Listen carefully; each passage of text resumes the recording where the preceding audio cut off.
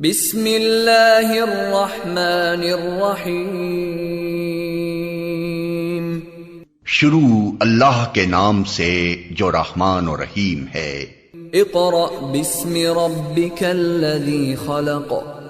पढ़ो ए नबी अपने रब के नाम के साथ जिसने पैदा किया। खलक़ल इंसान मिन अलक़। जमे हुए खून के एक लोथड़े से इंसान की तख्लीक की। इक़रा व रब्बुकल अकरम। पढ़ो और तुम्हारा रब बड़ा करीम है। अल्लज़ी अल्लम बिल क़लम। जिसने कलम के जरिए से इल्म सिखाया। अल्लमल इंसान मा लम यअलम। इंसान को वो इल्म दिया जिसे वो न जानता था। Assalamualaikum. We start with the name of Allah, who is the most beneficent and the merciful. This is the video number 3. So start from the chapter number 14. Chapter number 14 का नेम है सेट। सेट क्या होता है? Page number है 393। Set क्या है? Set आपके पास well defined object की कलेक्शन। वेल डिफाइंड क्या है? वेल डिफाइंड ऑब्जेक्ट कौन से ऑब्जेक्ट होंगे? जो सेम हो। वेल डिफाइंड मतलब जो सेम चीज़ें हो। लेट सपोज अगर मेरे पास कुछ बॉक्सेस हैं और मैंने क्या करना है, उन बॉक्सेस में पेंसिल की कलेक्शन कर ली तो ये एक सेट हो गया। इरेज़र की कलेक्शन एक बॉक्स में कर ली तो ये एक सेट हो गया, यानी ये वेल डिफाइंड ऑब्जेक्ट है। ठीक है। लेट सपोज अगर मैं मैथमेटिक्स की बात करूँ, मैथमेटिक्स में अगर हमने किसी नंबर्स की कलेक्शन करनी है, मैंने एक सेट बना लिया इवन नंबर का सेट। ठीक है। अब उस सेट में सिर्फ इवन नंबर्स होंगे। ठीक है। लेट सपोज अगर मैंने बना लिया ऑड नंबर का सेट तो ये क्या हो गया? वेल डिफाइंड ऑब्जेक्ट हो गए। ठीक है। यानी उस सेट में सिर्फ आपके पास इवन ही नंबर होंगे, उसके अलावा आपको कोई नंबर नहीं मिलेगा। या लेट सपोज आपने इंटीजर्स होल नंबर बना लिए, होल नंबर का एक सेट बना लिया तो उसमें आपके पास सारे नंबर्स आ जाएंगे। अब चाहे वो इवन हो, चाहे वो ऑड हो, चाहे वो प्राइम नंबर हो, नॉन प्राइम नंबर हो, क्योंकि वो होल नंबर्स आ गए। आप लेट सपोज के पॉजिटिव नंबर्स की कलेक्शन है तो उसमें सिर्फ सारे पॉजिटिव नंबर्स होंगे। नेगेटिव नंबर हैं तो नेगेटिव नंबर की। तो आपने क्या करना है, ये सारे वेल डिफाइंड ऑब्जेक्ट होंगे, यानी आप उसको एक नेम दे दो कि होल नंबर है तो सिर्फ होल नंबर्स होंगे। अल्फ़ाबेट हो गए, इंग्लिश के अल्फ़ाबेट्स हो गए तो उसमें सिर्फ इंग्लिश के अल्फ़ाबेट्स होंगे, उसमें नंबर्स नहीं आएंगे। मैथमेटिक्स के कोई यानी काउंटिंग नहीं होगी उसमें। तो ऐसे ऑब्जेक्ट्स को की कलेक्शन करना यानी जो वेल डिफाइंड हो वो सेट कहलाता है। ठीक है। अच्छा, यहाँ पे कुछ सिंबल्स गिवन है आपको पेज नंबर 393 में। जैसे कि आपके पास एक ये दिया हुआ है, ये एक सिंबल है। इसका मतलब क्या है कि लिखने का तरीका क्या होगा? कोई भी सेट है, अब अगर हमारे पास कोई सेट की कलेक्शन की हुई है, उस सेट में जो भी एलिमेंट्स होंगे तो उसको अगर मुझे लिखना है, लेट सपोज इवन नंबर की कलेक्शन है। अब मैं आपसे पूछूं कि 2 मेरे पास ये सेट ए है, सेट ए में इवन नंबर की कलेक्शन है। अब मैं आपसे पूछूं कि सेट ए जो है इवन नंबर का मेंबर है या नहीं है, एलिमेंट्स है या नहीं है, तो उसको लिखने का तरीका क्या होगा? ये आपका साइन जो है ये बताएगा बिलोंग्स टू, यानी आप बताओगे 2 बिलोंग्स टू सेट ए। 2 का ताल्लुक ए से है, यानी 2 एलिमेंट सेट ए का में मौजूद है, तो इसका मतलब है बिलोंग्स टू। ये एक लिखने का तरीका है आपके पास कि ये सिंबल बताएगा कि किस एलिमेंट्स का ताल्लुक किस सेट से है। तो 2 is belong to set A. अब नेक्स्ट जो सिंबल है वो है हमारे पास इट्स नॉट बिलोंग टू। अगर मैं आपसे यहाँ पे लिखूँ 3 पूछूँ, सेट ए इवन नंबर की कलेक्शन हो रही है सेट ए में। अगर मैं आपसे पूछूँ कि सेट ए में 3 है और आप इसे लिख के बताएं तो आप किस तरीके से लिखोगे? 3 is not belong to set A. ठीक है। ये हो गया नॉट बिलोंग टू। फिर इसके बाद एक और तरीके से हम अपने सेट को रिप्रेजेंट कर रहे होते हैं। नंबर ये इस तरीके से आपके पास n लिखा हुआ है और ब्रैकेट में s। इसका मतलब क्या है? आपके पास denotes the number of elements in the set s, यानी n शो कर रहा है नंबर ऑफ एलिमेंट्स को और ये सेट s है, यानी आपके पास नंबर ऑफ एलिमेंट्स मौजूद हैं सेट में। आप इसको इस तरीके से भी लिख सकते हो, n जो है एलिमेंट्स को शो कर रहा है और s आपके पास उस सेट के अंदर एलिमेंट्स यानी ये नंबर्स क्वांटिटी हो गए और वो सेट s हो गया। तो इस तरीके से भी आप लिख सकते हो। जैसे कि आपके पास एग्जाम्पल अगर हम देखें यहाँ पे है, अगर बुक में कोई एग्जाम्पल आपको नज़र आ रही है तो आप देख सकते हो कैसे आप लिखोगे। यहाँ पे जैसे यहाँ पे ही लिख दें, आप एक सेट बना लें। वर्डिंग में लिखना चाह रहे हो तो आप वर्डिंग में लिख दीजिए x is a even number, ठीक है। या आप ये वर्डिंग फॉर्म है, ये लिखने का तरीका क्या है, वर्डिंग फॉर्म में भी लिख सकते हैं और किस तरीके से लिख सकते हैं, लिस्टिंग फॉर्म में भी लिख सकते हैं। तो इस तरीके से भी लिखा जा सकता है, यानी इससे पहले आप बता दो क्वांटिटी कितनी है एंड इस एलिमेंट्स, जो भी एलिमेंट्स सेट के अंदर यूज़ हो रहा है उसकी क्वांटिटी बताएगा और ये सेट को रिप्रेजेंट कर रहा है। तो यहाँ पे लेट सपोज इवन है तो 4 आएगा, 6, 8, 10, 12 जहाँ तक भी आप ले जाओ। या तो रेंज गिवन होगी या रेंज गिवन नहीं है तो आप इन्फिनिटी तक, यानी अनकाउंटेबल है। अच्छा, तो ये आपके पास लिखने का तरीका होता है। सबसे पहले तो ये है बिलोंग्स टू, ये है नॉट बिलोंग टू।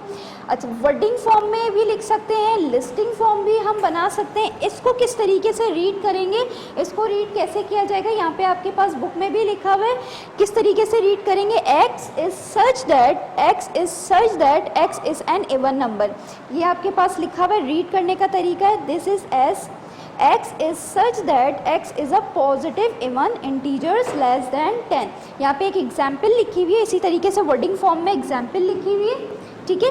और पेज नंबर 394 आप रीड कर लीजिएगा और इसको पढ़ने का तरीका बता रहे हैं कि इसको किस तरीके से हम रीड कर सकते हैं।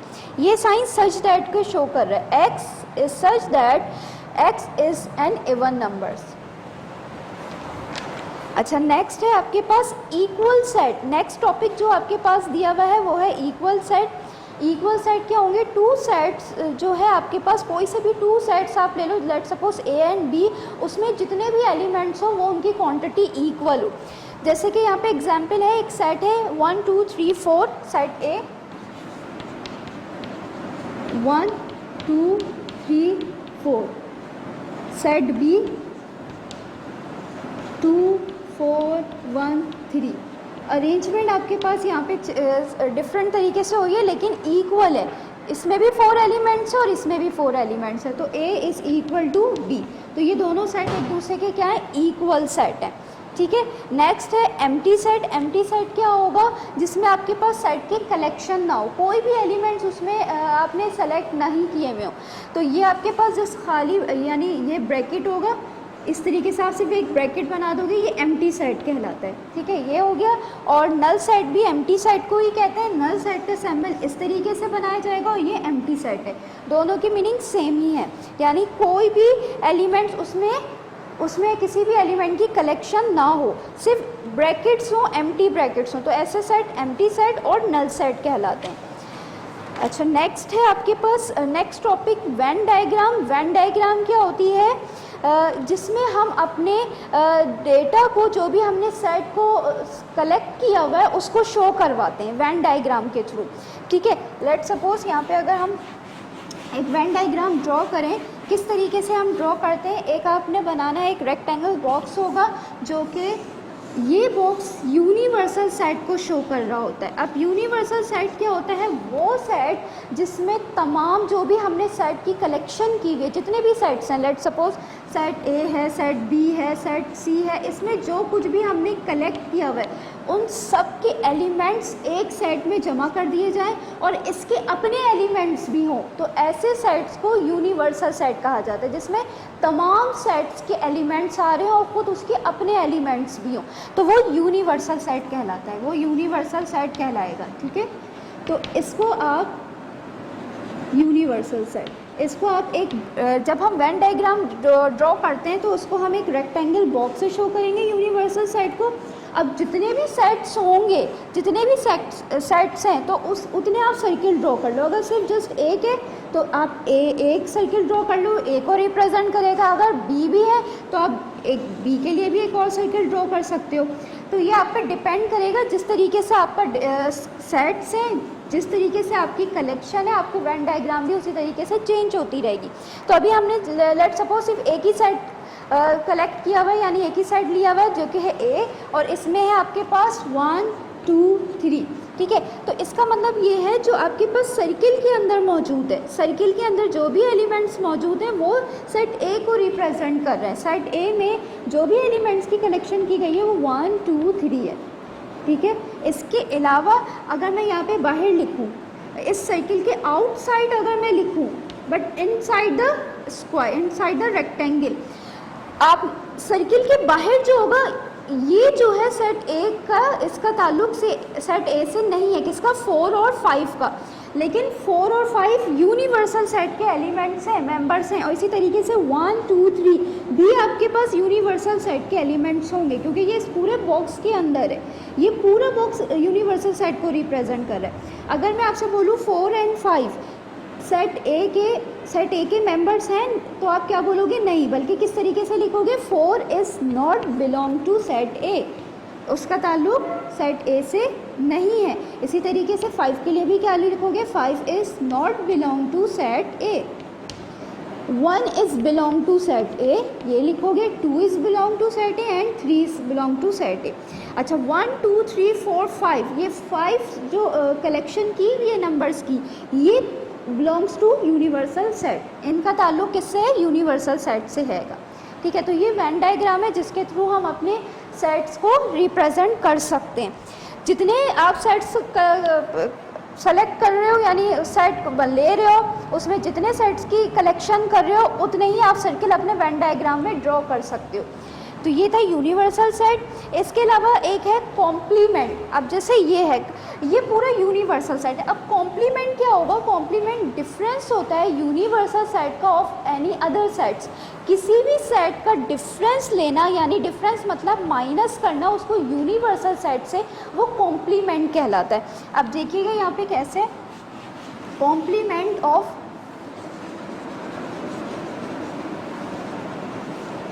यूनिवर्सल सेट का डिफरेंस ले लिया जाए किसी भी सेट से।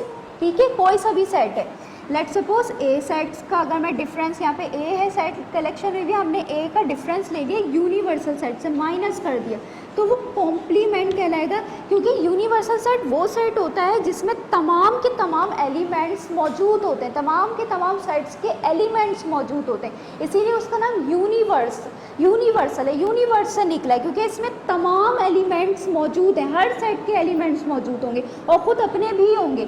अब आपने क्या करना है, अगर मैं इस यूनिवर्सल सेट से इस सेट को रिमूव कर देती हूँ, सेट ए को अगर आप यहाँ से माइनस कर दे, निकाल दे, तो अब ये यूनिवर्सल तो रहा नहीं, क्योंकि इसमें सेट ए को निकाल दिया गया है। अब ये किसकी वजह से यूनिवर्सल नहीं रहा, सेट ए के निकालने की वजह से। तो अब इसका कॉम्प्लीमेंट, यानी जिस नाम से, अब ये उर्दू में कॉम्प्लीमेंट किसी पे कोई चीज़ सूट करना, तो अब ये इसका यूनिवर्सल नाम नहीं रहेगा, बल्कि जिसकी वजह से अब ये यूनिवर्सल नहीं रहा उसी के नेम से इसका कॉम्प्लीमेंट दे दिया जाएगा। तो अब यहाँ पे ये यूनिवर्सल के बजाय इसका पूरा नाम क्या हो जाएगा, ए कॉम्प्लीमेंट। डैश से शो करेंगे, इस ए के ऊपर एक डैश लगा देंगे, इसका मतलब है ए कॉम्प्लीमेंट, यानी यूनिवर्सल सेट से आपने माइनस कर दिया सेट ए को, तो ये कॉम्प्लीमेंट ऑफ सेट ए हो जाएगा। इसी तरीके से अगर आप यूनिवर्सल सेट से सेट बी है हमारे पास, उसमें भी हमने किसी एलिमेंट्स की लाइक सपोज कलेक्शन की हुई थी, यूनिवर्सल सेट से अगर मैं सेट बी को भी माइनस कर दूंगी, तो अब ये बन जाएगा कॉम्प्लीमेंट ऑफ बी। यानी जो सेट को हम माइनस करते रहेंगे यूनिवर्सल सेट, उसी के नेम से कॉम्प्लीमेंट दे दिया जाएगा। सी होगा तो आप यहाँ पे सी कॉम्प्लीमेंट हो जाएगा। ठीक है, तो ये था कॉम्प्लीमेंट। नेक्स्ट है हमारे पास, नेक्स्ट टॉपिक जो है वो है subset and the proper subset. दोनों चीज़ें एक ही हैं, subset and subset. Proper subset आप सबसेट की टाइप्स में भी ले सकते हैं, लेकिन दोनों की ऑलमोस्ट मीनिंग एक जैसा ही है। क्या है, आप देखिएगा सबसेट क्या होता है,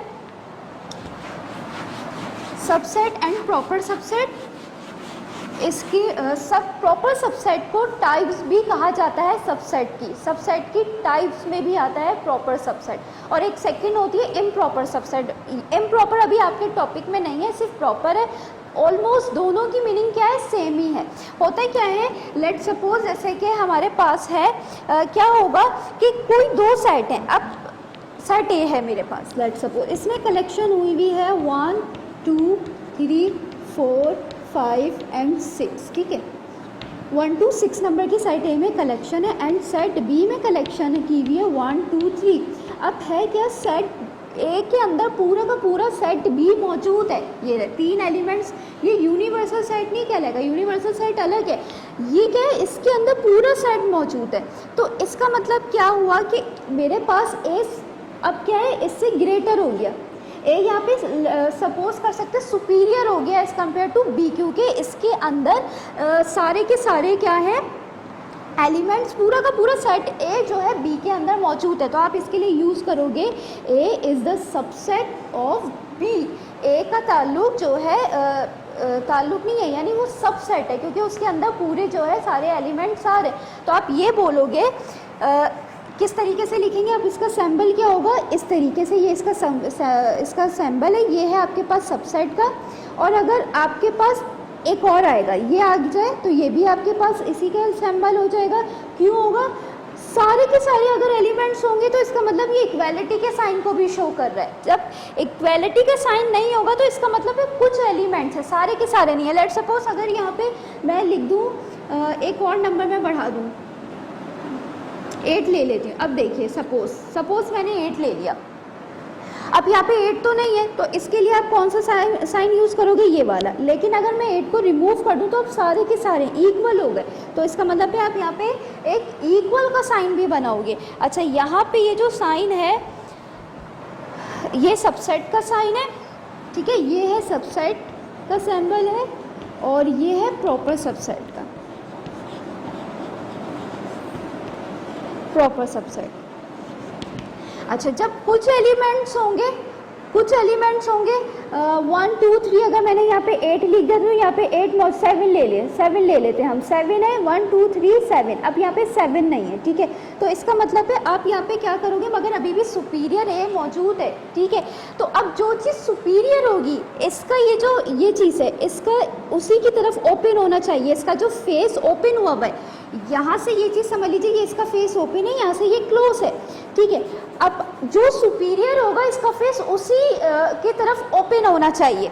देखिए अब क्या है हमारे पास, अगर मैंने यहाँ पे बी रखा है और ए इधर रख रही हूँ, ठीक है, तो क्या होगा, A B is the subset of A, यानी इसका फेस आपके पास ए की तरफ ओपन होना चाहिए, क्योंकि ए सुपीरियर है। तो आपने क्या साइन यूज़ कर लोगे, अब सारे के सारे नहीं, एक एलिमेंट नहीं है तो आप ये साइन यूज़ करोगे। और अगर मैं 7 रिमूव कर देती हूँ तो आपके पास क्या साइन आ जाएगा, क्योंकि आप तीनों के तीनों इक्वल हो गए, 1 2 3 तीनों एलिमेंट्स मौजूद है, तो आप इक्वल का साइन भी आ जाएगा, ठीक है।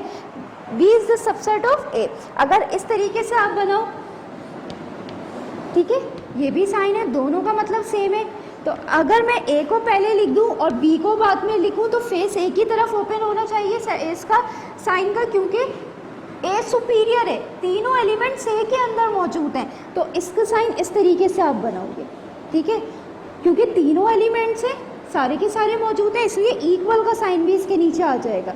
सबसेट के साथ इसका इक्वल भी साइन आएगा, और अगर कुछ एलिमेंट्स होंगे तो आप ये लगा दोगे। लेट्स सपोज अगर यहाँ पे अगेन मैं 7 लिख दूँ, तो अब 7 जो एलिमेंट है वो सेट ए के अंदर मौजूद नहीं है, सिर्फ 3 एलिमेंट्स ऐसे हैं जो इसके अंदर मौजूद है, तो इक्वल का साइन आप नहीं लगाओगे।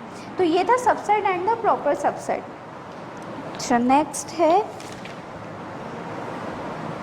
नेक्स्ट टॉपिक, हाँ, इंटरसेक्शन ऑफ द 2 सेट्स। अब हम बात करेंगे intersection of 2 set. Next topic page number 406। Intersection क्या होगा, किसी भी 2 सेट के बीच में इंटरसेक्शन करना। अब जो वर्ड है उसकी मीनिंग देखा करें, जो वर्ड है उसकी मीनिंग से उसकी डेफिनेशन समझने की कोशिश किया करें, तो इससे आपके पास टॉपिक को कभी भूलेंगे नहीं। Intersection of 2 sets, of 2 sets, ठीक है।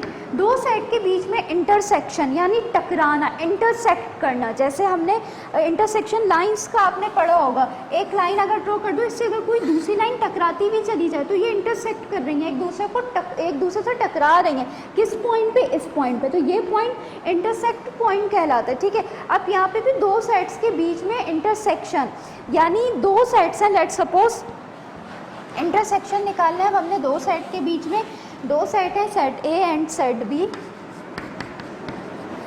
1 2 3 4 5 6 7 एंड 8, ठीक है। 1 से 8 तक की कलेक्शन है, एंड सेट बी में इवन नंबर की कलेक्शन है, 2 4 6 8 एंड 8, ठीक है। अब क्या होगा, इंटरसेक्शन में क्या करना है? अच्छा, सबसे पहले इसका साइन देखेंगे, उल्टा यू है हमारे पास इसका साइन, इंटरसेक्शन का जो साइन है वो है उल्टा यू। अब लिखने का तरीका क्या होगा, ए का बी से इंटरसेक्शन निकालना है आपने, तो आप लिखोगे ए इंटरसेक्शन ऑफ बी। अब इसमें जो भी ये लिखने का तरीका ए इंटरसेक्शन बी, अब होगा क्या, इंटरसेक्ट यानी टकराना, कौन से एलिमेंट्स एक दूसरे से टकरा रहे हैं। यहाँ पे सुपर सबसेट या प्रॉपर सबसेट की बात नहीं हो रही है, इंटरसेक्शन की बात हो रही है। तो अब इसमें आपके पास क्या होगा, कॉमन देखोगे, डेफिनेशन आपके पास मौजूद है, the intersection of two side A and B donated by, इस तरीके से हम इसको शो करते हैं, it is the set of all elements which are common to both A and B, दोनों सेट्स में जो सेम हो, कॉमन हो, ठीक है। अब यहाँ पे क्या क्या कॉमन है, 2 4, ठीक है, ये देखें 2 4 6 8, तो ये क्या होगा, intersection of A and B common. या आप अगर 10 आगे ले लो तो 10 नहीं आएगा, क्योंकि इसमें 10 नहीं है, क्योंकि 10 इंटरसेक्ट नहीं हो रहा, कॉमन नहीं है, ठीक है। इंटरसेक्शन का क्या मतलब है, टकराना, कॉमन देखना। जैसे दो लाइंस आपस में टकराती हैं तो जिस पॉइंट से टकराती है वो इंटरसेक्शन है। तो यहाँ पे एलिमेंट्स कौन से एक दूसरे से टकरा रहे हैं, 2 टकरा रहा है, 4 6 एंड 8, तो ये इंटरसेक्शन हो गया। तो ये इंटरसेक्शन था। नेक्स्ट है, अच्छा इसी तरीके से इसकी अगर हम वेन डायग्राम बनाएंगे तो वेन डायग्राम कैसे बनेगी, ए और बी के इंटरसेक्शन को वेन डायग्राम के इसके थ्रू अगर हम शो करें तो ये एक सर्किल मैंने 2 ड्रॉ कर दिए, एक सर्किल ए को रिप्रेजेंट करेगा, एक सर्किल सेट बी को रिप्रेजेंट करेगा, और अगर यूनिवर्सल सेट है तो इसके लिए आप बॉक्स भी बना सकते हो, वो आपकी मर्जी है। अभी फिलहाल यूनिवर्सल नहीं है, 2 सेट का इंटरसेक्शन देखना है। अब क्या होगा, ये इस सेट सर्किल के अंदर आप जो कुछ भी लिखोगे वो सिर्फ एलिमेंट्स होंगे सेट ए के, और इसके अंदर जो आप लिखोगे वो सिर्फ एलिमेंट्स होंगे बी के, मगर जहाँ ओवरलैपिंग हो रही है इधर कॉमन आएगा, कॉमन एलिमेंट्स आएंगे, ठीक है। अब कॉमन एलिमेंट्स क्या है, 2 4 6 8, तो आप यहाँ पे लिखोगे 2 4 6 8, इंटरसेक्ट हो गए, यानी 2 4 6 8 एलिमेंट्स ए के भी हैं, एलिमेंट्स बी के भी हैं।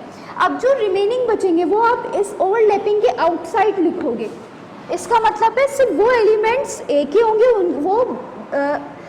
उन एलिमेंट्स का सेट बी से कोई ताल्लुक नहीं होगा। इसी तरीके से इस ओवरलैपिंग के आउटसाइड आप जो भी नंबर लिखोगे वो सिर्फ एलिमेंट्स बी के होंगे, उनका ए से ताल्लुक नहीं होगा, मगर ओवरलैपिंग जहाँ हो रही है वो दोनों के हैं, ए के भी और बी के भी। तो अब यहाँ पे ए में क्या बचा, 1 3 5 एंड 7, ठीक है। ये ओवरलैपिंग वाले ये सारे के सारे एलिमेंट्स 1 2 3 4 5 6 7 8 ए के हो गए। इसी तरीके से अब यहाँ पे ओवरलैपिंग के अलावा कौन सा नंबर बचा, 10, तो 10 आपके पास सेट बी के भी हैं, और ये 2 4 6 8 10 ये सारे के सारे बी के भी होंगे, ठीक है। और अगर आपके पास 10 नहीं होता, लेट सपोज यहाँ से 10 में अगर रिमूव कर दूँ सिर्फ यही होते तो फिर ये जगह खाली रहती, यहाँ पे भी कोई एलिमेंट्स नहीं लिखते हम। तो ये इस तरीके से रिप्रेजेंट करते हैं। नेक्स्ट है आपके पास union of the 2 set. Union क्या होता है, इसके भी आप मीनिंग देखो, क्या मतलब है, एक सबको मिला देना, एक कर देना, मुत्तहद कर देना। तो इसका मतलब क्या होगा, डेफिनेशन देखिए, the union of the 2 set is the set of all the elements which are in A और विच आर इन बी। जो कुछ भी ए के अंदर होगा और जो एलिमेंट्स बी के अंदर होंगे उन्हें सब एक सेट में आप जमा कर दोगे, ठीक है। किस तरीके से, जैसे यहाँ पे ये 2 सेट लिखे हुए थे, सेट ए और सेट बी। सेट ए है और इसको रिप्रेजेंट करते हैं यू से, सेट ए 1 2 3 4 5 6 7, ठीक है, 7 तक नंबर ले लिए। बी है आपके पास, लेट सपोज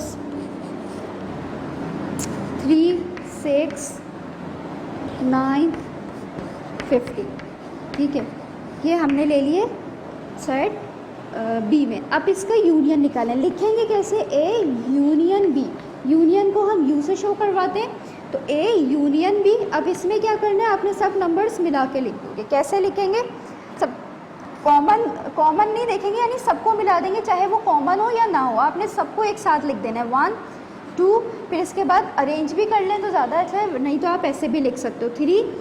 3 दोनों में है, ये दोनों में आ रहे तो आप 1 टाइम ही लिखोगे, 4 फिर 5, इसी तरीके से 6 2 टाइम दोनों में 1 टाइम ही लिखेंगे, 7 8 नहीं है, 9 आ जाएगा, 12 एंड 15, ये सारे एलिमेंट्स आपने मिला के लिख दिए। तो इसका मतलब ये क्या हो गया, ये यूनियन है।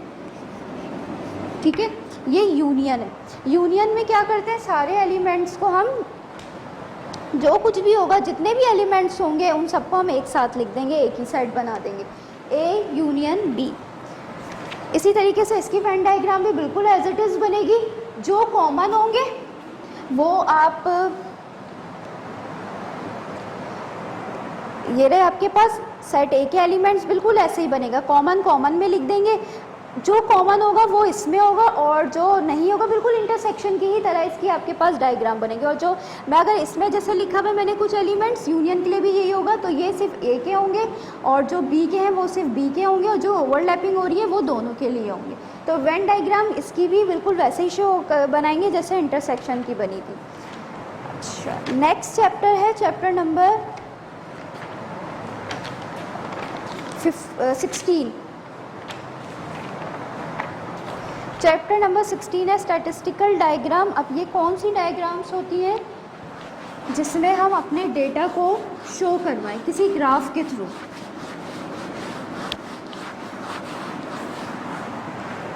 Chapter 16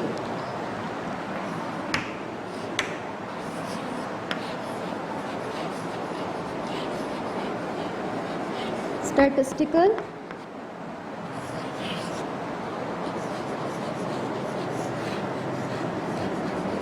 diagram. Yes, page number 445। अब यहाँ पे आपके पास क्या कहा जा रहा है, हम अपने डेटा को आसानी से देखने के लिए, यानी हमें कोई प्रॉब्लम ना हो अपने डेटा को, जब हमारे पास ऑब्जर्वेशंस आती हैं तो उनको ढूंढने में हमारे पास मसला होता है, उन्हें देखने में हमारे पास प्रॉब्लम होती है, तो उसे हम आसानी से ऑब्जर्व कर सकें। उसके लिए हमारे पास कुछ ग्राफ्स हैं, कुछ डायग्राम्स हैं, जिसके थ्रू हम उसको अगर ऑर्गेनाइज कर लें तो हमें अपने डेटा को देखने में आसानी हो जाएगी। तो जैसे कि पेज नंबर 445 में कुछ आपको डायग्राम्स गिवन है, तो आप यहाँ से देख सकते हो। इससे हमारे पास क्या हो रहा है, अपनी ऑब्जर्वेशन को देखना आसान हो रहा है। जैसे कि पिक्टोग्राम के थ्रू कुछ फ्रूट्स के हवाले से हमें इन्फॉर्मेशन दी हुई है, बार ग्राफ में हमें फ्रूट्स की टाइप्स के थ्रू हमें इन्फॉर्मेशन दे रहे हैं, पाई चार्ट है, यहाँ पे लाइन ग्राफ है, ये कुछ ग्राफ्स के थ्रू दिए हुए। इसके अलावा ये ग्राफ्स कहलाते हैं, जो अभी आपको ये मैंने pictogram, bar graph, pie chart, ये ग्राफ्स में आते हैं। ग्राफ्स के थ्रू भी आप अपने डेटा को शो करवा सकते हो। इसके अलावा जो डायग्राम्स है, नंबर 1 जो आपके पास डायग्राम है स्टैटिस्टिकल डायग्राम में जो आती है वो है डॉट डायग्राम। ठीक है, अब डॉट डायग्राम क्या होती है, लेट्स सपोज हमारे पास कुछ ऑब्जर्वेशन है, अगर मैं आपकी क्लास के आपके टेस्ट लूँ और कुछ मार्किंग करूँ तो उसमें मुझे ढूंढने में प्रॉब्लम होगी कितने 20s की रेंज में कितने बच्चों ने लिया। अगर इस तरीके से अनऑर्गेनाइज हो, अनग्रुप आपके पास डेटा हो, लेट्स सपोज इस तरीके से अगर मैं नंबर लिख दूँ, मार्किंग कर दूँ इस तरीके से, बहुत सारी ऑब्जर्वेशन अगर आप यहाँ पे कलेक्ट करो तो इस तरह हमारे पास डेटा देखने में थोड़ी सी प्रॉब्लम हो रही है।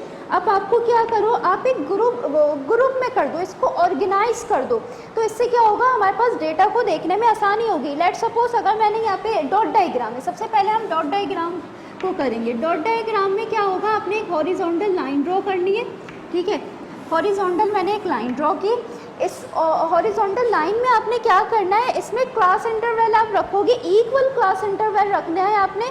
आप अपनी रेंज देख लो, क्या नंबर्स की रेंज है, कहाँ से कहाँ तक है, 15 से आपके पास 90 तक भी रेंज आ रही है, तो अब आपने किस तरीके से रखना है, डिफरेंस ले लीजिए। लेट सपोज मैं यहाँ पे ले लूँ 15, मैंने 15 से स्टार्ट करी हूँ क्योंकि स्टार्टिंग हमारी यहाँ पे 15 से हो रही है। बस आप स्टार्टिंग देखो और लास्ट नंबर देखो। 15 है, 5 का डिफरेंस लेना चाह रहे हो तो 5 का रख लीजिए क्लास इंटरवल। 10 की रखना चाह रहे हो तो 10 की रख लीजिए। अब यहाँ पे मैं 5 की रख रही हूँ। 15, 20 यानी इनके बीच में 5 नंबर का डिफरेंस है, तो नेक्स्ट नंबर का भी क्लास इंटरवल सेम होनी चाहिए, यानी 25 आ गया। फिर यहाँ पे आ जाएगा 30, 35, इस तरीके से ये क्लास इंटरवल हो गए। ठीक है, अब आपने क्या करना है, आगे भी नंबर आप ले सकते हो, मैंने यहीं पे स्टॉप कर दिया। अब आप अपने यहाँ पे इसको ऑर्गेनाइज कर लो। अब देखो 20 वन टाइम ये रहा तो आप उस पर डॉट लगा दो। 20 पे एक आपने डॉट लगाया, तो आप आगे भी देख लो, एक और ये रहा तो एक और डॉट आ जाएगा। 20 पे इसी तरीके से एक ये रहा तो एक और डॉट लगा दिया। फिर आते हैं 30 पे। 30 हमारे पास एक है, ये रहा, आगे है 30, एक और है, 2 टाइम है 30, तो इस तरीके से हमने 30 पे 2 डॉट्स लगा दिए। 90 को अभी यहाँ से छोड़ दें क्योंकि हमने 90 इतना आगे तक नहीं गए। फिर है नेक्स्ट नंबर है 15, 15 पे एक डॉट आ जाएगा।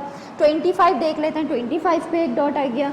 इसके अलावा 15 एक और वन टाइम था तो 2 डॉट्स आ गए इस पर।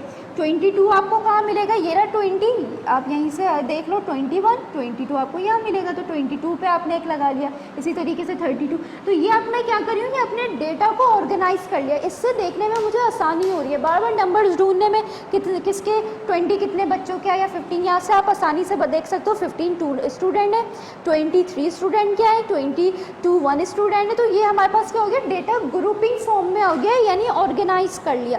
तो ये हो गई डॉट डायग्राम, और इसमें हॉरिजॉन्टल लाइन होती है। अपने डेटा की ऑब्जर्वेशन हम हॉरिजॉन्टल लाइन में रखते हैं और क्लास इंटरवल इक्वल होती है। तो एमसीक्यूज में पूछा जा सकता है कि डॉट डायग्राम में जो क्लास इंटरवल होती है वो इक्वल होती है या अनइक्वल, तो आपने इक्वल पे मार्क करना है। नेक्स्ट टॉपिक है आपके पास stem and leaf diagram. Stem and leaf diagram के थ्रू भी आप अपने डेटा को शो करवा सकते हो। स्टेम एंड लीफ,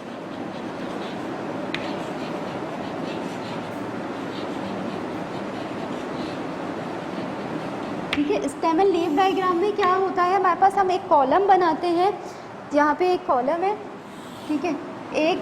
एक में आप लिखोगे स्टेम, सेकंड कॉलम में आप लिखोगे लीफ। स्टेम रिप्रेजेंट करेगा यूनिट नंबर को और लीफ रिप्रेजेंट करेगा आपके पास 10 नंबर्स को। जैसे कैसे, यहाँ पे अगर मैंने ये जो ऑब्जर्वेशन ली हुई है इन्हीं को हम यूज़ करते हैं। ये कुछ ऑब्जर्वेशन यहाँ पे लिखी हुई है। अब मैंने क्या करना है, यहाँ पे भी आपको इसको भी इस तरीके से आप ऑर्गेनाइज कर सकते हो। कैसे, कहाँ से है, 1 ज़्यादा से ज़्यादा नंबर 1 से 30 के बीच में, तो आप यहाँ पे लिखो 1 2 3, ठीक है। अब आपने क्या करना है, ये इनके यूनिट्स को शो कर रहा है, ठीक है। ये यूनिट है, जैसे ये 32 लिखा हुआ है तो ये यूनिट नंबर है। ये आप लिखोगे पहले वाला स्टेम में, और ये आपके पास 10 नंबर्स है, यानी इसकी जो पोजीशन है वो नंबर 10 पे, यानी 32। अब आपने क्या करना है, 1 है। अब 1 के आपके पास क्या है, 15, 5 है सिर्फ, तो आपने यहाँ पे लिख दिया, यानी इसको आप रीड करोगे 15, ठीक है। अब इसी तरीके से 20 की रेंज और बाकी और 1 की रेंज में नहीं नज़र आ रही है। आप अगर लिखना चाह रहे तो लिख लो, किसी के 18 आए हैं लेट सपोज, किसी के एक और बार 15 आ गए, तो अब आपने 15 2 टाइम में तो आपने दोबारा लिखना है, यानी 15 यहाँ से आपको पता चल रहा है 15 नंबर 2 स्टूडेंट के आए, ठीक है। इसी तरीके से एक 1 ये रहा तो 8 भी इसी में आ जाएगा, यानी 10 की रेंज में आपके पास 15 इतने 3 स्टूडेंट हो गए। इसी तरीके से आप 20 की रेंज में देखेंगे, जैसे ये रहा 20 तो 0 आ जाएगा इधर। इसके अलावा 22 तो आप 2 लिखोगे। फिर इसके अलावा एक और आपके पास 0 आ रहा है तो अरेंज करके हम लिखेंगे। 20 आपके पास 2 टाइम है तो 2 बार 0 लिखा। 22 1 टाइम है तो इसका एक 2 ये रहा और एक 2, यानी 22 इस तरीके से रीड करेंगे। फिर आ जाते हैं 30 पे, 30 0 आ गया, और अगेन एक और 2 है 30 तो 2 टाइम आपने यहाँ पे 0 लिख दिया। 32 भी 2 टाइम है तो आपने 2 टाइम लिख दिया। तो ये भी एक तरीके से। अच्छा, इनके बीच में कॉमा नहीं लगाएंगे, बीच में कॉमा नहीं आएगा, आप थोड़ा सा स्पेस देख के लिखोगे, कॉमा नहीं यूज़ कीजिएगा। आप इसको रीड कैसे करते, की नीचे लिखी हुई होती है, की को आपने लाजमी देखना है कि लेट सपोज की लिखी हुई है, ये स्टेम है और ये लीफ है, ठीक है। अब मीन्स इसे आप किस तरीके से रीड करोगे, या तो ये होगा 3.5 तो इसका मतलब है आप 1.5 1.5 1.8 पढ़ोगे, रीड करोगे। और अगर इस तरीके से पूरा होल नंबर लिखा हुआ है जैसे 35 तो इसको रीड करोगे 15 15 18 20, इस तरीके से आप इसे रीड कर लोगे। इससे भी हमारा डेटा आसान हो रहा है। आसानी से मैं देख सकती हूँ 22 स्टूडेंट क्या है, 22 1 स्टूडेंट क्या है, 15 भी 2 स्टूडेंट क्या है, 18 1 स्टूडेंट क्या है। तो इससे भी हमारा डेटा क्या हो गया, ऑर्गेनाइज हो गया, जिसे ऑब्जर्व करने में हमारे लिए क्या हो गई, आसानी हो गई है। नेक्स्ट है हमारे पास, नेक्स्ट टॉपिक है, ज़रा इसे ध्यान से समझिएगा, scattered diagram. Scattered diagram graph के थ्रू ही हम इसे शो करते हैं। किस तरीके, इसमें भी हम अपने डेटा को शो कर रहे होते हैं। अच्छा, इससे हमारे पास क्या चीज़ पता चलती है कि हमारा जो रिज़ल्ट है वो कितना इंक्रीज हो रहा है, किस तरीके से डिक्रीज हो रहा है, तो वो हम स्कैटर्ड डायग्राम के थ्रू शो कर लेते हैं, आसानी से देख सकते हैं। अब होता क्या है देखिएगा ज़रा, स्कैटर्ड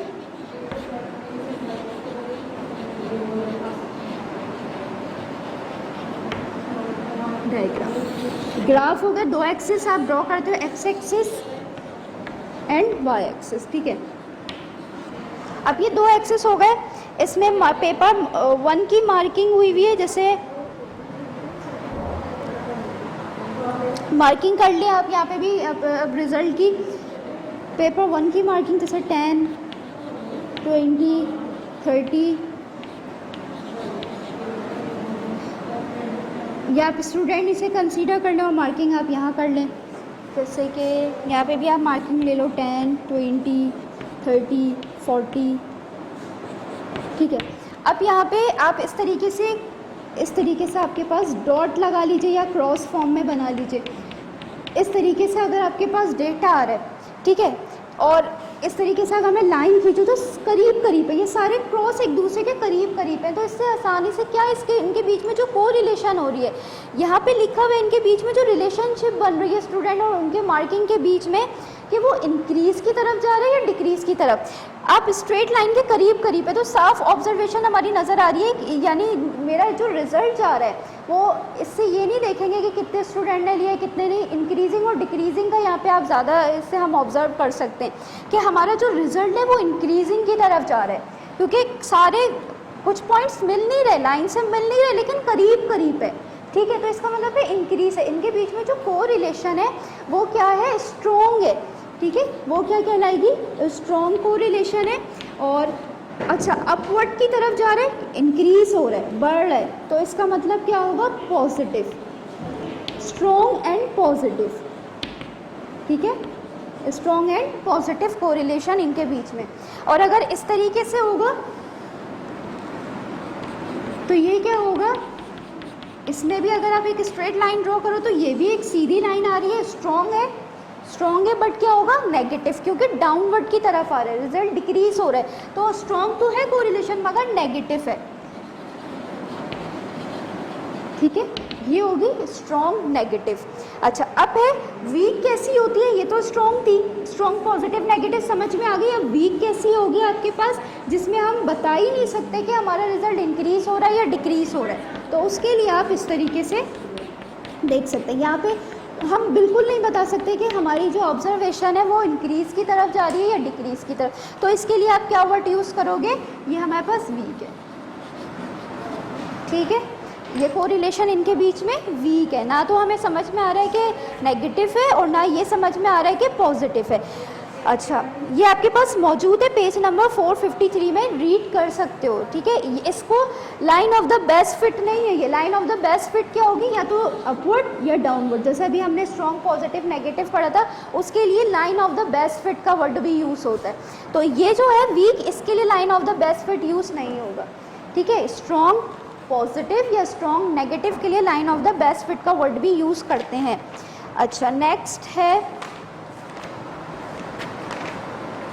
ये डॉट डायग्राम हो गई, स्टेम एंड लीफ डायग्राम हो गई, और क्या था हमारे पास, स्कैटर्ड डायग्राम हो गई, ठीक है, चैप्टर नंबर 16। अच्छा आपके वीडियो नंबर 1 और वीडियो नंबर 2 में जो असेसमेंट दी गई है उसमें चैप्टर नंबर वीडियो 2 में, सबसे पहले वीडियो 2 का सुनिएगा ध्यान से, वीडियो नंबर 2 में असेसमेंट नंबर 4 आपको बताया था चैप्टर नंबर 13, उस असेसमेंट में ये क्वेश्चन नंबर 4 को ऐड कर लीजिए। क्या है, how many planes of symmetry are there in a cube, कितने प्लेन ऑफ सिमेट्री होंगे क्यूब में, ठीक है। तो 9 प्लेन ऑफ सिमेट्री होते हैं, आप जो है इसे क्यूब बनाइएगा, उसमें प्लेन को ड्रॉ कीजिएगा तो 9 ड्रॉ होंगे। फिर आगे आपसे क्या कहा जा रहा है, does a cube have more planes of symmetry than a cuboid, क्या क्यूब में प्लेन्स ऑफ सिमेट्री क्यूबाइड से ज़्यादा होते हैं, तो यह ज़्यादा होते हैं, ठीक है। तो आप ये भी आप ड्रॉ कीजिएगा, क्यूबाइड जैसे रेक्टेंगल को आप 3 डायमेंशन में कर लीजिए, और क्यूब किसे कहते हैं, स्क्वायर को 3 डायमेंशन में करना, ठीक है। तो क्यूब में ज़्यादा होते हैं, कितने होते हैं, 9 होते हैं। यहाँ पे MCQs भी इसको ऐड कीजिएगा, ये MCQs भी आपको दिया जा रहा है, क्या है, cube have dash plane of symmetry, कितने होंगे, 9। तो ये आपके जो ये सवाल था ये आप असेसमेंट नंबर 4 में इसको ऐड कर लीजिएगा, ठीक है, चैप्टर नंबर 13। अच्छा, इसके अलावा एक और चीज़, वीडियो नंबर 1 और वीडियो नंबर 2 में जितनी भी असेसमेंट दी गई हैं, दो असेसमेंट दी गई हैं हर वीडियो में। वीडियो 1 में भी 2 असेसमेंट दी है और वीडियो 2 में भी। तो आपको एक असेसमेंट वीडियो के मिड में मिलेगी, ठीक है, वो एंड में एक दूसरी असेसमेंट होगी। तो आपने लाजमी देखना है, दोबारा सुन लीजिए, वीडियो 1 में भी और वीडियो 2 में भी दो असेसमेंट दी गई हैं और हर असेसमेंट, पहली असेसमेंट वीडियो के मिड में और सेकंड असेसमेंट वीडियो के लास्ट में होगी। तो लाजमी आप पूरी वीडियो देखिएगा ताकि आपको दोनों असेसमेंट मिल जाएं, ठीक है, ध्यान से आप देखिएगा। अब ये जो वीडियो नंबर 3 है इसमें चैप्टर 14 एंड चैप्टर नंबर 16 की असेसमेंट यहाँ पे आपको दिखा रही हूँ, आप ज़रा इन्हें सुनिएगा। MCQs number 1, chapter 14, assessment number 5, ठीक है। Number 1, a dash is a collection of well defined object। a dash is a collection of well defined object। हम किस चीज़ में जब हम अपने well defined object को कलेक्शन कर लेते हैं तो उसे क्या कहा जाता है? उस ऑप्शन नंबर देखिएगा, ऑप्शन दिए हुए, सेट कहा जाता है, यूनियन कहा जाता है, इंटरसेक्शन कहा जाता है या नन ऑफ दीज। जब हम वेल डिफाइंड ऑब्जेक्ट की कलेक्शन करते हैं तो उसको सेट कहा जाता है। ऑप्शन ए इज क्या है? सेट, राइट ऑप्शन है आपके पास, सेट। नेक्स्ट आपको जो गिवन है वो है C equal to empty set. आप देख सकते हो ब्रैकेट्स यहाँ पे ड्रॉ हुए हैं लेकिन इसमें किसी भी ऑब्जेक्ट की कलेक्शन नहीं हुई हुई। तो आपसे क्या कहा जा रहा है? Is called an dash set. इसको डैश सेट कहा जाता है। Empty set, null set, both of these या नन ऑफ दीज।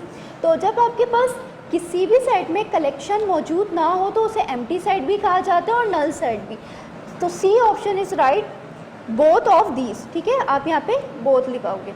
नेक्स्ट है आपके पास if MCQ number 3, if A is, अब यहाँ पे सेट ए गिवन है, क्या गिवन है? 1 2 3 4 5, ये सेट ए हो गया। Set B is 1 2 3। अब आप देख सकते हो सेट ए के सेट बी के सारे एलिमेंट्स सेट ए में मौजूद हैं। तो इसका मतलब है ए सुपीरियर हो गया, ठीक है। अब यहाँ पे क्या लिखा हुआ है? ए डैश बी। तो ए डैश बी के क्या है? कौन सा साइन आएगा? ए यहाँ पे सुपीरियर है क्योंकि इसके सारे एलिमेंट्स बी ए में मौजूद हैं, बी के सारे एलिमेंट्स ए में मौजूद हैं, तो ए सुपीरियर है। अब इसमें से आपके पास कौन सा ऑप्शन होगा? किसकी तरफ फेस ओपन होना चाहिए? बी की तरफ या ए की तरफ? ए सुपीरियर है तो आपके पास ए की तरफ इस साइन का फेस ओपन होना चाहिए और सारे के सारे एलिमेंट्स भी मौजूद हैं। तो आपने यहाँ पे ये सबसेट का साइन बनाया और इसके नीचे एक इक्वल का साइन भी आ जाएगा। मीन्स आपके पास कौन सा ऑप्शन सही है? बी ऑप्शन आपके पास राइट है, ठीक है। बी आप यहाँ पे टिक करोगे क्योंकि ये आपके पास सबसेट का साइन भी और इक्वल भी आ रहा है और इसका फेस ए की तरफ ओपन होना चाहिए क्योंकि पहले ए लिखा हुआ है, बी आपके पास बाद में लिखा हुआ है। अगर आपने इनमें से कोई ऑप्शन कलेक्ट किया तो बी सुपीरियर हो जाएगा। तो बी जो है यहाँ पे ऑप्शन बी पे आपने मार्क करना है। Next MCQ number 4, if A equal to B, A जो है ए के अंदर जो कुछ भी एलिमेंट्स थे वो बी के बराबर हैं, दोनों एक दूसरे के बराबर हैं। अब जब बराबर है तो इसका मतलब क्या होगा? A is dash of B. तो ए डैश के क्या है? अब यहाँ पे ऑप्शन आपके पास कोई सा भी आप ऑप्शन ले सकते हो क्योंकि दोनों इक्वल हैं। सारे के सारे एलिमेंट्स ए में भी हैं, ए के बी में भी हैं और बी के ए में भी मौजूद हैं, इक्वल है। तो अब आप ये वाला ऑप्शन भी ले सकते हो और ये वाला भी, क्योंकि ए को भी आप सुपीरियर कंसीडर कर सकते हो और बी को भी। तो आप कोई सा भी ऑप्शन ए और ऑप्शन सी दोनों में से किसी पे भी मार्क कर सकते हो, तो दोनों आपके राइट आंसर हैं, ठीक है। किसी एक पे आप मार्क कर लीजिएगा, चाहे आप ए पे मार्क करो या सी पे, ठीक है, क्योंकि इसमें ऑप्शन आप देख सकते हो बोथ को ऑप्शन नहीं है, both A and C option नहीं है, तो इसीलिए दोनों में से कोई एक आप इस पर मार्क कर लोगे तो दोनों आपके राइट कंसीडर होंगे। नेक्स्ट देखिए MCQ number 5, dash equal to universal is the difference of A. Difference है, डिफरेंस मतलब माइनस, यानी आप यूनिवर्सल सेट से ए को माइनस कर रहे हो। मैं बता चुकी हूँ यूनिवर्सल सेट की अभी डेफिनेशन बताई थी। यूनिवर्सल से निकला जिसमें हर चीज़ होती है। तो यूनिवर्सल में सारे के सारे सेट्स के एलिमेंट्स मौजूद होंगे। अब अगर यूनिवर्सल सेट से आप जिस सेट को भी माइनस कर रहे हो तो अब वो यूनिवर्सल तो नहीं रहा, क्योंकि उसमें से अब एक सेट निकल गया। अब जिस सेट की वजह से वो यूनिवर्सल नहीं हो रहा तो वो सेट उसी के कॉम्प्लीमेंट उसका दिया जाएगा। तो अब यहाँ पे आप देख सकते हो माइनस किया जा रहा है ए से, तो इसका मतलब है आप यूनिवर्सल का जो नेम आप दोगे उसको जो कॉम्प्लीमेंट दोगे वो ए डैश दोगे। ये डैश कॉम्प्लीमेंट को शो कर रहा है। तो जो सेट आप माइनस करोगे उसी के नेम पे होगा। अब हम बी तो माइनस नहीं करें तो बी कॉम्प्लीमेंट भी नहीं होगा, सी कॉम्प्लीमेंट भी नहीं होगा, डी कॉम्प्लीमेंट भी नहीं होगा। तो ए को हम माइनस कर रहे हैं तो ए कॉम्प्लीमेंट इसका सही आंसर है। नेक्स्ट 6।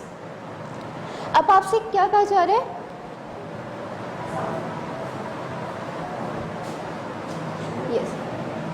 MCQs नंबर 6 देखिए। Dash all the elements in a set notation, dash all the elements in a set notation, यानी आपके पास एक सेट है, उस सेट के अंदर जितने भी एलिमेंट्स मौजूद हैं उसे सेट नोटेशन में लिखा हुआ है। अब सेट नोटेशन में लिखने का क्या मतलब होता है, किस तरीके से सेट नोटेशन में लिखा जाता है। ऑप्शन ए लिस्टिंग होती है एलिमेंट्स की, ऑप्शन बी वर्डिंग होती है, बोथ ऑफ दीज या नन ऑफ दीज। तो जब हम सेट नोटेशन में लिखते हैं तो वो वर्डिंग फॉर्म में होती है। जब आपके पास कोई भी सेट वर्डिंग में लिखा हो तो उसे सेट नोटेशन कहते हैं। लिस्टिंग तो अलग हो गई, वो तो लिस्ट आ जाएगी आपके पास, जैसे इवन नंबर है तो इवन नंबर की सारी लिस्ट आ जाएगी 2 4 6 8, ये वर्डिंग नहीं होगी, ये लिस्टिंग हो गई आपके पास। अब यहाँ पे वर्डिंग के लिए सेट नोटेशन, यानी सेट नोटेशन की बात हो रही है, इसका मतलब है वर्डिंग में लिखा हुआ है आपके पास, ठीक है। नेक्स्ट आपके पास पूछा जा रहा है is an element dash means is an elements of, यानी अगर आपके पास ये जो वर्ड लिखा हुआ है इसका मतलब है इज एन एलिमेंट ऑफ, यानी बिलोंग्स टू। ये जो इन्वर्टेड कॉमास में जो सेंटेंस लिखा हुआ है, क्या लिखा हुआ है, इज एन एलिमेंट्स ऑफ। ये जो वर्डिंग लिखी हुई है इसका मतलब एक तरीके से होता है बिलोंग्स टू, ठीक है।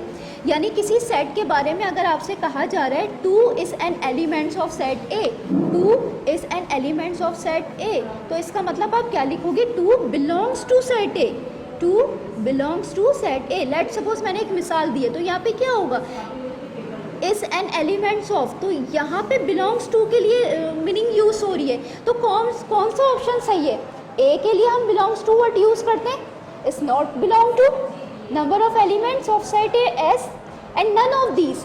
तो बिलोंग्स टू ये रहा, ये है नॉट बिलोंग टू, ये किसको शो करते हैं, नॉट बिलोंग टू, तो ये है belongs to, is an element, ठीक है। अच्छा, अब आते हैं हम क्वेश्चन की तरफ। Question number 1। अब देखिए क्वेश्चन नंबर 1 में आपसे क्या कहा जा रहा है, इफ़, इसे नोट कर लीजिएगा अपने पास, ठीक है। इफ़ यूनिवर्सल सेट है, क्या है सेट, 1 से 20 तक के एलिमेंट्स आपको दिए गए हैं, 1 2 3 डॉट्स है, इसका मतलब है यहाँ पे सारे नंबर आ रहे हैं, 4 5 6 7 8 9 10 सारे नंबर्स आ रहे हैं, कहाँ तक है, 20 तक है। कॉमा सेट ए गिवन है, वर्डिंग फॉर्म में लिखा हुआ है, आप देख सकते हो ये वर्डिंग है। मल्टीपल ऑफ 2, सेट ए जो है मल्टीपल ऑफ 2 है, इसमें मल्टीपल ऑफ 2 आएंगे, यानी 2 का टेबल लिखोगे कैसे, 2 4 6 8, ठीक है। इसमें क्या आएगा 2 4 6 8, यानी 2 का आप टेबल लिखोगे। कहाँ तक लिखोगे, 20 से ज़्यादा नहीं होने चाहिए। क्यों नहीं होने चाहिए, क्योंकि आपके पास जो यूनिवर्सल सेट है वो भी 20 तक है, तो आपके पास सेट ए भी 20 से ज़्यादा नहीं होने चाहिए। आगे आपसे क्या कह रहे हैं, list the elements of set A, set ए की लिस्ट बना दें। वर्डिंग में लिखा हुआ है, आपने लिस्ट बनानी है, यानी 2 का टेबल लिखना है। 2 का टेबल आप स्टार्ट करोगे 20 पे आके आप ख़त्म कर दोगे, क्योंकि 20 तक है, यूनिवर्सल सेट 20 तक है, यूनिवर्सल से ज़्यादा नहीं होना चाहिए। Question number 2, list all the elements in set notation. अब आपने क्या करना है, लिस्ट बनानी है, जो सेट नोटेशन में मौजूद है इसकी लिस्ट बना दीजिए। तो क्या लिखा हुआ है आपके पास, क्या रही है, ठीक है।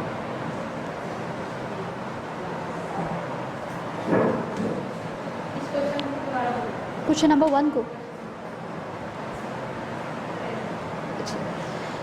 अब देखिए question number 1, if universal set is 1 2 3। अब यहाँ पे जो डॉट्स डले हुए हैं इसका मतलब है कि ये कंटिन्यू है, यानी इधर 4 भी है, 5 भी है, 6 भी है, और कहाँ तक ख़त्म हो रहा है, 20 तक। तो 1 से 20 तक की जो कलेक्शन हुई है वो यूनिवर्सल सेट हो गया। कॉमा सेट ए की बात करें, ए इक्वल टू मल्टीपल ऑफ 2। अब यहाँ पे वर्डिंग फॉर्म में गिवन है आपके पास, सेट ए वर्डिंग में गिवन है, क्या गिवन है, मल्टीपल ऑफ 2। आगे आपसे क्या कहा जा रहा है, list the elements of set ए। आपने सेट ए की क्या करनी है, लिस्ट बनानी है। सेट ए वर्डिंग में लिखा हुआ है, इसकी आपने क्या करनी है, लिस्ट बनानी है, यानी आप 2 का टेबल लिखोगे। क्या है 2 का टेबल, इस तरीके से आप लिख दोगे सेट ए और पूरा 2 का टेबल लिख दोगे, ये आपका लिस्ट बन गई। अच्छा, आप जो 2 का टेबल लिखोगे वो कहाँ तक लिखेंगे, यूनिवर्सल सेट से आगे तक नहीं होना चाहिए। आप यूनिवर्सल सेट देखोगे, यूनिवर्सल सेट हमारा कहाँ तक आ रहा है, 20 तक, तो इट मीन्स 20 पे ही आपका सेट ए के एलिमेंट्स भी क्या हो जाएंगे, ख़त्म हो जाएंगे। 2 से स्टार्ट करोगे और 20 पे ये आपका आंसर हो जाएगा। क्वेश्चन नंबर 2, 5 मिनट्स हाँ हो जाएगा। List all the elements in set notation. अब इसकी भी लिस्ट बनानी है, जो भी सेट नोटेशन में लिखा हुआ है, ये भी वर्डिंग में लिखा हुआ है। किस तरीके से पढ़ेंगे, x such that x is the colour of the rainbow. आप रेम्बो की लिस्ट बना दी, देखिएगा जे इक्वल टू ब्रैकेट्स दीजिएगा, और रेम्बो में 7 कलर्स होते हैं, तो उन 7 कलर्स का नेम आ जाएगा। अब है नेक्स्ट है question number 3, state the numbers of elements of given set. आपने इनके नंबर्स बताने हैं, जो मंथ ऑफ द ईयर, इनके नंबर्स बताने, यानी ये वर्डिंग में तो लिखा हुआ है, इसके अंदर कितने नंबर्स हैं, यानी कितने एलिमेंट्स हैं, उनकी क्वांटिटी बतानी है। स्टेट द नंबर्स की बात करें, नंबर्स ऑफ एलिमेंट्स, ये देखिए नंबर ऑफ एलिमेंट्स, इसका मतलब है इस सेट के अंदर कितने नंबर्स ऑफ एलिमेंट्स हैं, जस्ट क्या लिखोगे, इक्वल टू 12। ठीक है, 12 हैं, क्योंकि ईयर्स कितने होते हैं, मंथ कितने होते हैं, 12। नेक्स्ट है find the union and intersection.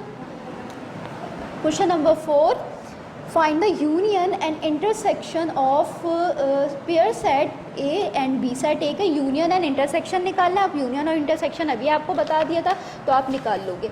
Next है क्वेश्चन नंबर 5। क्वेश्चन नंबर 5 देखिए, क्वेश्चन नंबर 5 में आपसे क्या कहा जा रहा है, it is given that V है, सेट V गिवन क्या है, V set X is such that X is a positive integers and factors of 25।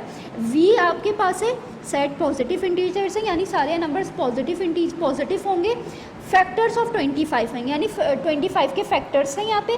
W है, X is such that X is a multiple of 6, such that X जो है multiple of 6 है, यानी जो 6 के table है, 6 के जो टेबल है वो आपने लिखना है। सच दैट 0 से 25 तक की रेंज होनी चाहिए उन मल्टीपल ऑफ 6 की। अब 25 तो 6 के टेबल में आता नहीं है, 25 4 तक ही आप यहाँ पे लिस्ट बनाओगे W की।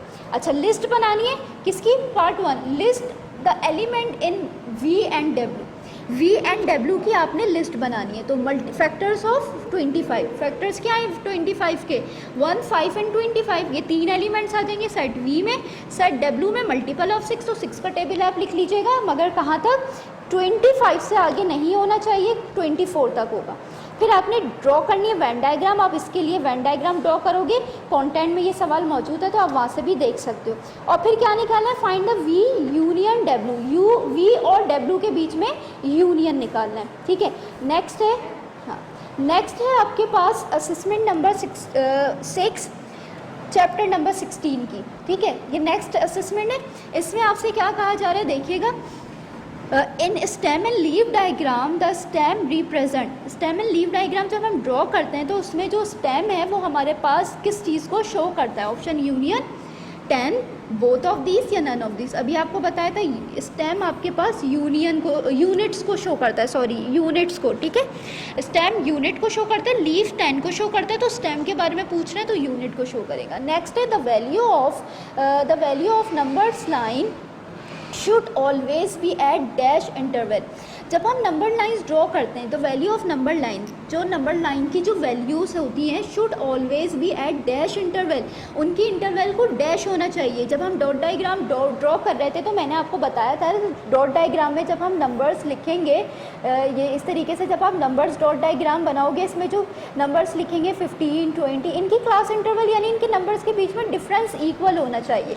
ठीक है, तो ऑप्शन क्या है इसका, इक्वल, अनइक्वल नहीं होना चाहिए। अच्छा, अब क्वेश्चन देखिए, क्वेश्चन नंबर 1 है, state the types of the correlation of the scattered diagram. ये जो स्कैटर्ड डायग्राम यहाँ पे ड्रॉ हुई है, इसके बीच में आपने को रिलेशन बताना है।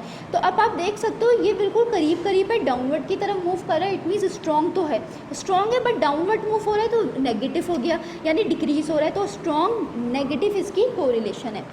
ठीक है, ये था आपके कुछ इंपॉर्टेंट असेसमेंट थे, इनको आप प्रैक्टिस कीजिएगा। नेक्स्ट है आपके पास ये आपके पास ये जो सवाल गिवन है क्वेश्चन नंबर 2, बस मैं सिर्फ रीड नहीं करी, इनका पेज नंबर मैं बता देती हूँ, ये देख लेंगे बुक से। अच्छा, पेज नंबर है एक्सरसाइज 16A का, ये सवाल है पेज नंबर 463, ठीक है। इसमें आपके back to back stem and leave diagram दी हुई है, दो स्कूल के बिटवीन जो है कुछ क्विज हुए थे तो उनके ये मार्किंग हुई है। जैसे 52 एक स्टूडेंट ने लिया, 56, 58 जो है स्कूल क्यू ने लिया है, इसी तरीके से 50 नंबर स्कूल पी ने लिया है, 54 नंबर। तो ये back to back stem and leave diagram show हुई हुई है जिसमें 2 स्कूल्स के बिटवीन इनके क्विज की मार्किंग हुई है, ठीक है। अब फर्स्ट पार्ट में आपसे जो पूछा जा रहा है वो क्या कहा जा रहा है, which school had the highest score, सबसे ज़्यादा हाईएस्ट स्कोर किस स्कूल ने लिए, क्यू ने। तो आप यहाँ पे लिखोगे स्कूल क्यू ने सबसे ज़्यादा, अगर आप काउंट करो तो सबसे हाईएस्ट हाईएस्ट स्कोर की बात कर रहे हैं, 100 हाईएस्ट है तो स्कूल क्यू हाईएस्ट स्कोर पे। विच, अब सेकंड है which school had the lowest score, सबसे कम से कम लोवेस्ट मार्किंग किस स्कूल की हुई है, स्कोर किसने लिया है। तो सबसे कम देखें यहाँ पे 52 है, बट 50 यहाँ पे है तो ये लोवेस्ट हो गया, तो इसका मतलब है स्कूल पी, यहाँ पे ऑप्शन आएगा पी, ठीक है। तो ये आप देख लीजिएगा, इसको सवाल को रीड कर लीजिएगा, मैंने बता दिया क्या है ये, किस चीज़ को शो कर रहा है। तो ये आपकी 2 असेसमेंट थी, असेसमेंट नंबर 5 और 6 आपको बता दिया है मैंने, चैप्टर 14 एंड चैप्टर 16। तो ये असेसमेंट आप इसकी प्रैक्टिस कर लीजिएगा, ठीक है। अच्छा, एक बार ध्यान से और सुन लीजिए, वीडियो नंबर 1 वीडियो नंबर 2 में जो असेसमेंट है उनमें भी 2 असेसमेंट है, वीडियो 1 में भी 2 असेसमेंट है और वीडियो 2 में भी। वीडियो 1 की असेसमेंट आपको दोनों 1 और 2 की, वीडियो 1 और 2 में एक असेसमेंट वीडियो के मिड में होगी और एक असेसमेंट वीडियो के लास्ट में होगी। और इस वीडियो में दोनों असेसमेंट वीडियो के लास्ट में आपको मिल रही है, तो आप यहाँ से इसको देख लीजिएगा अच्छी तरीके से। बाकी वीडियोस में भी आप सिर्फ लास्ट की वीडियो असेसमेंट नहीं देखें, एक असेसमेंट वीडियो के मिड में शो हो रही है तो उसे आप देख लीजिएगा, ठीक है।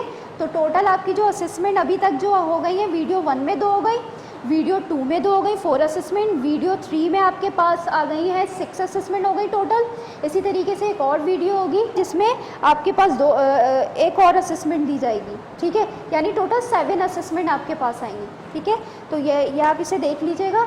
इंशाल्लाह we will meet the next video class. अल्लाह हाफिज़।